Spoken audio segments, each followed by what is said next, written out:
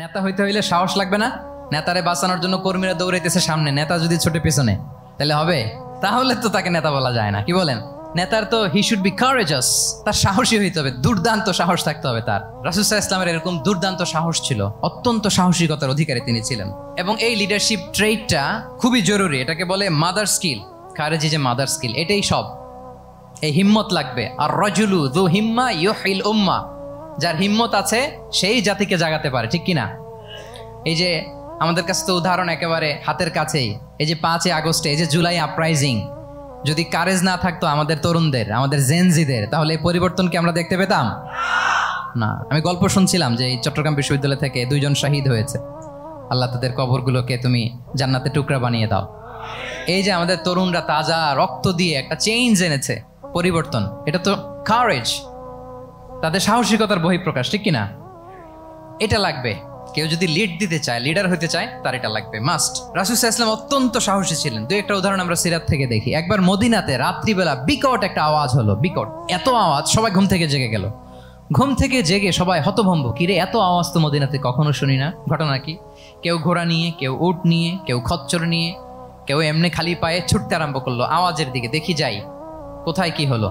সবাই ছুটতে ছুটতে মাঝপথে যেয়ে দেখে রাসূল সাল্লাল্লাহু আলাইহি ওয়াসাল্লাম আওয়াজ কোথায় হয়েছে, কোত্থেকে হয়েছে দেখে ফিরে আসতেছে, আর বলতেছে লান তুরাউ ডোন্ট ওয়ারি, আরে ভয় নাই, ভয় নাই, দেখে আসছি আমি, আল্লাহু আকবার, ভয় নাই, আমি দেখে আসছি, এভরিথিং ইজ ফাইন দেয়ার, সব ঠিক আছে, যাও ফিরো মদিনায় ফিরো। সবাই ভয় পেয়ে ঘোড়া টোরা ও ঠাকিয়ে ছুটতে আরম্ভ করছে। অনেক দূর যাওয়ার পরে দেখে রাসূল সাল্লাল্লাহু আলাইহি ওয়াসাল্লাম আবু তালহা রাদিয়াল্লাহু তাআলা আনহুর একটা খুবই ক্ষিপ্ত ঘোড়া নিয়ে উনি দেখে ভিজিট করে ফিরে আসতেছেন। সুবহানাল্লাহ। তাহলে বিপদ ঘটলে নেতা থাকতে হবে কই? সামনে না পেছনে? আমাদের নেতারা থাকে কই? নাকি পেছনেও খুঁজে পাওয়া যায় না? It's a big crisis. নেতা থাকবে কোথায়? Front liner. A leader should be front liner. উনি তো লিড দিবে, নেতৃত্ব দিবে। এখন ওনারা যদি খুঁজে পাওয়া না যায়, তাহলে থাকবে কিছু না। এই যে শিখতে হবে আমাদের, যেমনটা রাসূল সাল্লাল্লাহু আলাইহি ওয়াসাল্লাম করলেন। বিকট আওয়াজ, উনি আগে চলে গেছে, কাউকে না বলে দেখে টেকে চলে আসতেছে। আল্লাহু আকবার। হুনাইনের যুদ্ধে এক পর্যায়ে মুসলমানরা পর্যদুস্ত হয়ে যাচ্ছিল, আপনারা অনেকে জানেন। To make the long story short, পুরো ঘটনাটা আমি আনবো না। সাহাবারা দিক বিদিক ছুটতে আরম্ভ করলো। পাহাড়ের উপর থেকে এমন প্রবল বেগে তীর ছোড়া হচ্ছিল, সাহাবারা টিকতে পারছিল না, কেউ এদিকে কেউ ওদিকে। রাসূল সাল্লাল্লাহু আলাইহি ওয়াসাল্লাম এই তীর তলোয়ারকে উপেক্ষা করে সামনে যেয়ে দাঁড়ালেন ঢালের মতো, আর বললেন আনা নবিয়্যু লা কাযিব আনা ইবনু আব্দুল মুত্তালিব। এই সাহাবারা, আনা নবিয়্যু লা কাযিব, আমি সত্য নবী, আমার দিকে ফেরো, I am the grandson of Abdul Muttalib, আমি দাঁড়িয়ে আছি, ফেরো। রাসূল সাল্লাল্লাহু আলাইহি ওয়াসাল্লামের যখন এই সাহসী স্টেটমেন্ট তারা পেলেন, আবার আল্লাহু আকবার ধ্বনি নিয়ে সাহাবারা সামনের দিকে এগিয়ে গেছেন। এই যে আগালেন, আর পিছু ফিরলেন না, হুনাইন জয় করেই ছাড়লেন। আল্লাহু আকবার। তাহলে ইতিহাসের পরতে পরতে, সিরাতের পরতে পরতে আমরা দেখবো যে রাসূল সাল্লাল্লাহু আলাইহি ওয়াসাল্লাম হি ওয়াজ এ হাইলি কারেজাস, অনেক সাহসী একজন ব্যক্তিত্ব ছিলেন, অত্যন্ত সাহসী পুরুষ ছিলেন। তাহলে নেতা হইতে হইলে তার কি লাগবে? সাহসিকতা লাগবে, তার তো লিড দিতে হবে ফ্রন্ট লাইন থেকে। এবং কাপুরুষতা, ভীরুতা, এটা থেকে রাসূল সাল্লাল্লাহু আলাইহি ওয়াসাল্লাম পানাহ চেয়েছেন। আল্লাহুম্মা ইন্নী আউযু বিকা মিনাল হাম্মি ওয়াল হাযান ওয়া আউযু বিকা মিনাল আজজি ওয়াল কাসাল ওয়া আউযু বিকা মিনাল জুবনি ওয়াল বুখল। জুবন মানে কি? ভীরুতা, কাপুরুষতা। হে আল্লাহ, আমি ভীরুতা থেকে, কাপুরুষতা থেকে পানাহ চাই। আমরা যেন কাপুরুষ না হই, আমরা যেন ভীরু না হই, আমরা যেন সত্যের বীর সেনানী হয়ে আবু সাঈদের মতো এরকম 2 হাত প্রসারিত করে দাঁড়াতে পারি, ঠিক কিনা? এই যে কারেজাস আবু সাঈদ, হ্যাঁ, he is the icon of courage of Bangladesh. কি বলেন? এই যে বুক টান টান করে যে হাত 2টা প্রসারিত করে দাঁড়ালো, আল্লাহু আকবার, গোটা বিশ্ব এখন তাকে আইকনিক ফিগার হিসেবে মেনে নিছে। কি বলেন? গোটা বিশ্ব তাকে চিনছে, তার জন্য দোয়া করছে। তাহলে courage it's an essential leadership trade, এটা লাগবে প্রিয় ভাইয়েরা। আল্লাহ তাআলা এই কারেজ, এই সৎ সাহস দিয়ে আমাদেরকে ধন্য করুক। 7 নম্বরে হচ্ছে কনফ্লিক্ট রিজলভিং এবিলিটি, বিরোধ নিষ্পত্তি করার মতো যোগ্যতা থাকতে হবে নেতার। অর্থাৎ নেতা হইতে হবে এমন যে বিরোধকে নিষ্পত্তি করে দিতে পারে, মিটমাট করে দিতে পারে, ঝগড়া লাগলে মিটাই দিতে পারে। এটা গুরুত্বপূর্ণ কোয়ালিটি না নেতার জন্য? কি বলেন? রাসূল সাল্লাল্লাহু আলাইহি ওয়াসাল্লামের কিন্তু এটা ছিল, বিরোধ নিষ্পত্তি করা। রাসূল সাল্লাল্লাহু আলাইহি ওয়াসাল্লাম মক্কা থেকে মদিনায় যে 1 ঘন্টায়, বছরের পর বছর চলে আসা যুদ্ধ, they use to fight each other, Aws and Khazraj, 1 ঘন্টায় যুদ্ধ থামাই দিয়েছেন। আল্লাহু আকবার। He was a very good mediator and arbitrator. রাসূল সাল্লাল্লাহু আলাইহি ওয়াসাল্লাম অত্যন্ত ভালো মধ্যস্থতাকারী ছিলেন, ভালো মধ্যস্থতাকারী তিনি ছিলেন। তিনি থামিয়ে দিতে পারতেন, বিরোধকে থামাতে পারতেন। আপনারা জানেন যে মক্কায় একবার সম্ভবত অগ্নিকাণ্ডের কারণে কাবা ঘর জ্বলে গিয়েছিল, ধ্বংস হয়েছিল, কিছু অংশ নষ্ট হয়ে গিয়েছিল। কাবাকে রিনোভেট করা হয়েছিল, ফলে কাবার একটা কর্নারে যে ব্ল্যাক স্টোন কর্নার, রুকনুল হাজারিল আসওয়াদ, হাজরে আসওয়াদ পাথরকে সরিয়ে রাখা হয়েছিল। এখন কাবা যখন পুনর্নির্মাণ শেষ, ওই হাজরে আসওয়াদ পাথরকে আবার তার জায়গায় রাখা হবে। কিন্তু কে রাখবে? সবাই রাখতে চায়। সব দলের নেতারা বলে আমরা রাখবো, এক দলের নেতা বলে যে আমি রাখবো। এটা অনেক very prestigious and dignified issue, এই প্রেস্টিজ আমরা কাউকে নিতে দিব না। আরেক দলের নেতা বলে না, আমাদের পাওয়ার বেশি, আমরা রাখবো। আরেক দলের নেতা বলে যে না, এটা আমাদেরই। আরেকজন বলে রক্তের গঙ্গা বইয়ে দিব মক্কায়, কিন্তু এই সম্মান হাতছাড়া হতে দেব না। এখন জাতীয় চার নেতা গেছে চারদিকে, সমাধান তো নাই। পাথর কয়টা? পাথর তো মাত্র একটা। ইন দ্য মিন টাইম রাসূল সাল্লাল্লাহু আলাইহি ওয়াসাল্লাম আসলেন। রাসূল সাল্লাল্লাহু আলাইহি ওয়াসাল্লামকে দেখেই সবাই হ্যাপি। সবাই বলে যা আমিনুন রাদিনা বি, এই তো আলামিন আসছে, ওই ফয়সালা করবে। আল্লাহ রাসূল সাল্লাল্লাহু আলাইহি ওয়াসাল্লাম বললেন কি হয়েছে? এই ঘটনা। জাতীয় চার নেতা বলে এই পাথর নিয়ে তারা নিজেরা রাখবে, কাউকে দিবেন। রাসূল সাল্লাল্লাহু আলাইহি ওয়াসাল্লাম বললেন ঠিক আছে, একটা চাদর নিয়ে আসো। চাদর নিয়ে আসা হলো। এবার জাতীয় চার নেতা চাদরের চার কর্নার ধরে দাঁড়ালো। রাসূল সাল্লাল্লাহু আলাইহি ওয়াসাল্লাম নিজ হাতে হাজরে আসওয়াদ তুলে চাদরের মাঝখানে রাখলেন। এবার চার নেতাকে বললেন আসো তোমরা আমার সাথে। তারা আগাতে লাগলো। কাবা ঘরের সামনে যখন আসলো, রাসূল সাল্লাল্লাহু আলাইহি ওয়াসাল্লাম নিজ হাতে, ওনার বরকতময় হাতে আবার হাজরে আসওয়াদ ধরে ঠিক জায়গা মতো রেখে দিলেন। এতক্ষণ কিন্তু চার নেতা কি বলছে? কাউরে ধরতে দিব না, কাউকে। কিন্তু এখন চাদরের কোনা ধরেই happy. This is called conflict resolving ability. একজন নেতার এরকম কনফ্লিক্ট, সমাজে যখন এই ধরনের বিরোধ তৈরি হয়, ঝামেলা তৈরি হয়, মারামারির মতো পরিস্থিতি তৈরি হয়, সংঘাতের মতো একটা সিচুয়েশন হয়, নেতা এটাকে রিজলভ করার ক্যাপাসিটি এবিলিটি তার থাকতে হবে। আল্লাহ রাসূল সাল্লাল্লাহু আলাইহি ওয়াসাল্লামকে আল্লাহ তাআলা এটা দিয়েছিলেন। আল্লাহু আকবার। শুধু বড় বড় জিনিস না, ছোট ছোট জিনিসও করতে হয়।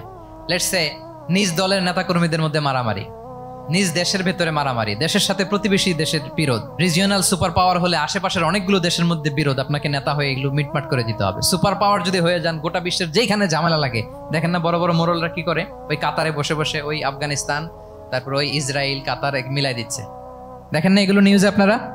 This is called conflict resolving ability. কনফ্লিক্টকে রিজলভ করতে জানতে হয়।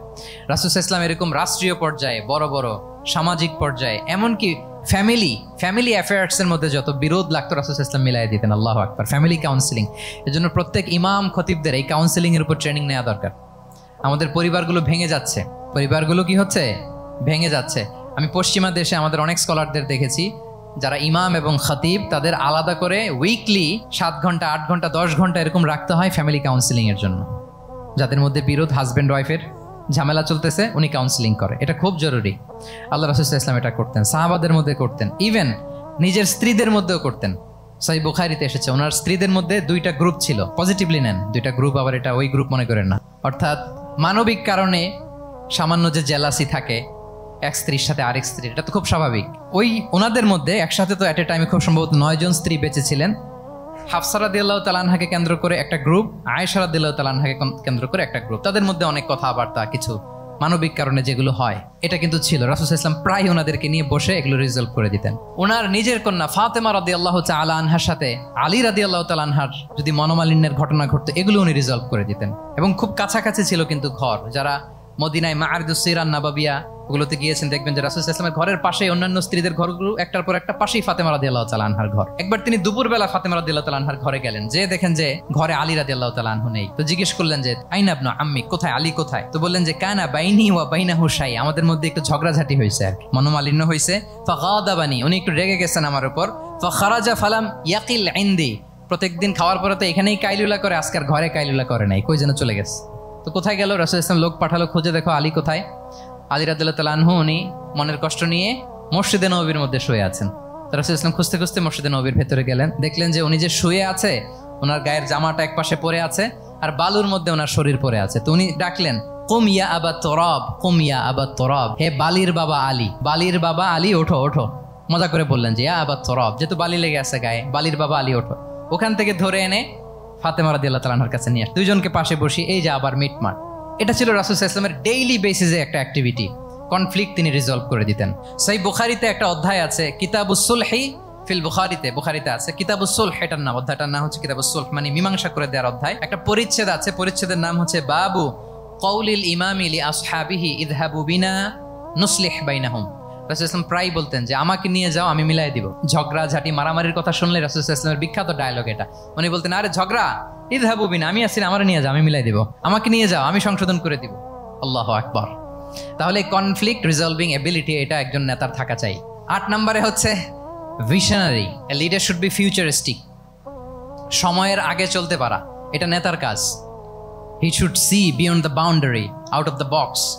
তাকে আউট অফ দ্য বক্স চিন্তা করতে হবে। কর্মীরা যদ্দূর দেখে এরপর থেকে নেতা দেখা শুরু করবে, তখন সেই হয়ে উঠবে নেতা। এটাকে বলে ভিশনারি। এই ট্রেটটা একটা লিডারশিপ ট্রেট, খুব গুরুত্বপূর্ণ লিডারশিপ ট্রেট। মানে ফার সাইটেডনেস থাকা, দূরদর্শিতা থাকা, ফিউচারিস্টিক অ্যাটিটিউডের হওয়া, সময়ের আগে চলতে পারা, মানে আগ থেকে আন্দাজ করতে পারা। রাসূল সাল্লাল্লাহু আলাইহি ওয়াসাল্লামের মধ্যে এটা ছিল। কেমন ছিল? ওনার দুই একটা উক্তি আমি কয়েকটা হাদিস শেয়ার করি। তিনি বলতেন, ইন্নাল্লাহা যাওয়ালি আল আরদা ফারাআইতু মাশআরিকাহা ওয়া মাগারিবাহা ওয়া ইন্না মুলকা উম্মতি সায়াবলুগু মুলকুহা মা যুবিয়া লিমিনহা। আল্লাহ তাআলা এই পৃথিবীটাকে ফোল্ড করে ছোট রেপ্লিকা বানিয়ে আমার সামনে তুলে ধরেছেন। ফারাআইতু মাশারিকাহা ওয়া মাগারিবাহা, আমি পৃথিবীর প্রাচ্য পাশ্চাত্য সবটুকুন দেখেছি। আর আমি যদ্দূর দেখেছি ঠিক তদ্দূর জায়গায় আল্লাহ তাআলা লা ইলাহার বাণী পৌঁছে দিবে। পৃথিবীতে এমন কোনো জায়গা আছে যেখানে লা ইলাহার ধ্বনি উচ্চারিত হয় না? এমন কোনো জায়গা নেই। তার মানে ফিউচারিস্টিক। সে 1400 বছর আগের কথা, যে পৃথিবীর আনাচে কানাচে কোথাও বাকি থাকবে না, সব জায়গায় ইসলাম পৌঁছে যাবে। অন্য জায়গায় বললেন, লা ইয়াবলাগান্না হাযাল আমরু মা বালাগাল লাইলু ওয়ান নাহার ওয়ালা ইয়াতরুকুল্লাহু বাইতা মাদার ওয়ালা ওয়াবার ইল্লা আদখালাহুল্লাহু হাযা দ্বীন। এই ইসলাম যেখানে দিন হয়, রাত হয়, পৃথিবীর যেখানে দিন রাত্রি সংগঠিত হয়, সব জায়গায় পৌঁছবে। এমন কোনো কাঁচা ঘর, পাকা ঘর, কোনো জঙ্গল, কোনো পাহাড়, কোনো ভূখণ্ড, এই পৃথিবীতে কোনো এমন কোনো জনপদ থাকবে না যেখানে ইসলামের বাণী পৌঁছবে না। সব জায়গায় পৌঁছে যাবে। আল্লাহু আকবার। তাহলে এটা হচ্ছে ফিউচারিস্টিক অ্যাটিটিউডের ব্যক্তিত্ব হওয়ার কারণে তিনি এমনটি বলেছেন। আগাম বুঝে ফেলতেন। আপনারা হুদাইবিয়ার সন্ধির কথা জানেন না? হুদাইবিয়ার ট্রিটির কথা শুনেছেন না? 1400 সাহাবা গিয়েছিলেন ওমরা করতে। ওরা ওমরা করতে দিবে না, সন্ধি করো। তো কি সন্ধি? বলে যে রাসূলুল্লাহ লেখা যাবে না, মুহাম্মদ রাসূলুল্লাহ, নো রাসূলুল্লাহ, রাসূলুল্লাহ কাটো। সাহাবীরা বলে আমরা কাটতে পারবো না। রাসূল সাল্লাল্লাহু আলাইহি ওয়াসাল্লাম বললেন, না না, কেটে ফেলো। কাটা হলো। এই বছর ওমরা করতে পারবা না। সাহাবারা বলে আমরা মানি না। রাসূল সাল্লাল্লাহু আলাইহি ওয়াসাল্লাম বললেন, এটাও মেনে নাও। আগামী বছর আসবা ওমরা করতে, থাকতে পারবা মাত্র 3 দিন। কয়দিন? সাহাবীরা বলে অসম্ভব, এটা আমাদের ভূখণ্ড, আমরা যতদিন মনে চায় থাকবো। রাসূল সাল্লাল্লাহু আলাইহি ওয়াসাল্লাম বললেন, না না, বাদশাহ তো না, মেনে নাও। মক্কা থেকে কোনো লোক মদিনায় গেলে আমাদেরকে মক্কায় ফেরত দিতে হবে, কিন্তু মদিনা থেকে কেউ মক্কায় আসলে আমরা ফেরত দেব না। দেখছেন ক্লজগুলো? দেখছেন একটার পর একটা, সবগুলো কাফিরদের পক্ষে যায়। কোনো সাহাবা রাজি হচ্ছেন না, কিন্তু আল্লাহ রাসূল সাল্লাল্লাহু আলাইহি ওয়াসাল্লাম কি বলেন? মেনে নাও, রাজি। কারণ সাহাবারা তো অতটুক দেখতে পারতেছে না। বলেন 3 তালা উপর থেকে, 3 তালা ভবন থেকে একজন মানুষ যদ্দূর দেখে, 30 তালা ভবনের উপর থেকে কি ওইরকমই দেখে? পানোরামিক ভিউ দেখে, সে অনেক বড় করে দেখে। আর 3 তালা উপর থেকেই সামান্য কিছু দেখে। রাসূল সাল্লাল্লাহু আলাইহি ওয়াসাল্লাম অনেক দূর দেখতে পাচ্ছিলেন। তিনি চিন্তা করলেন, কিছু বছর যদি আমাদের মধ্যে দাঙ্গা হাঙ্গামা যুদ্ধ বন্ধ থাকে, আমরা গ্লোবালি ইসলামকে ছড়াই দিতে পারবো। শান্তভাবে মদিনাতে একটা স্ট্রং ইসলামিক কমিউনিটি আমরা তৈরি করতে পারবো। আল্লাহু আকবার। এবং তিনি দেখতে পাচ্ছিলেন, ইন্না ফাতাহনা লাকা ফাতহাম মুবিনা। এই হুদাইবিয়ার এই চুক্তি, যেটা আদতে অ্যাপারেন্টলি মনে হচ্ছে সব আমাদের বিপক্ষে যায়, আসলে এইটাই আমাদেরকে ভূমি ধস জয় এনে দিবে। আল্লাহু আকবার। এবং সেটাই হয়েছে। 9 নাম্বার হচ্ছে রেজিলিয়েন্স। এটা একটা চমৎকার লিডারশিপ ট্রেট। রেজিলিয়েন্স মানে সংকট কাটিয়ে ঘুরে দাঁড়াবার সামর্থ্য, মানে যাকে কেউ থামাতে পারে না। আনস্টপেবল। আনস্টপেবল, কোনো কিছু তাকে থামাতে পারে না। লেগে থাকার মানসিকতা, টিকে থাকার মানসিকতা, সহজে হার না মানা, আবার ঘুরে দাঁড়ানো, এটার বলে রেজিলিয়েন্স। এই ক্যাপাসিটি, এই কোয়ালিটি রাসূল সাল্লাল্লাহু আলাইহি ওয়াসাল্লামের মধ্যে ছিল। হি ওয়াজ আনস্টপেবল, হ্যাভিং আনবিলিভেবল সাবর। কোনো কিছু রাসূল সাল্লাল্লাহু আলাইহি ওয়াসাল্লামকে থামাতে পারে নাই। পেরেছে? বলেন, পেরেছে কেউ থামাতে? ছোটবেলা থেকে স্ট্রাগল করে, একটার পর একটা স্ট্রাগল ফেস করে বড় হয়েছেন। জন্মের আগেই তো ওনার পিতাকে আল্লাহ তাআলা উঠিয়ে নিলেন। তার মানে বাবাকে নিজ চোখে এই দুনিয়াতে আমাদের প্রিয় নবীজি দেখে যান নাই। আল্লাহ রাসূল সাল্লাল্লাহু আলাইহি ওয়াসাল্লাম ওনার বাবাকে, পিতাকে দেখছেন? দেখেন নাই। ওনাদের আমেনা এবং আব্দুল্লাহ, ওনাদের সংসার ছিল মাত্র সপ্তাহখানেক, 1 সপ্তাহ সংসার। এই সপ্তাহখানেকের সংসারেই আল্লাহ তাআলা রাসূল সাল্লাল্লাহু আলাইহি ওয়াসাল্লামকে ওনার মায়ের পেটে পাঠিয়েছেন।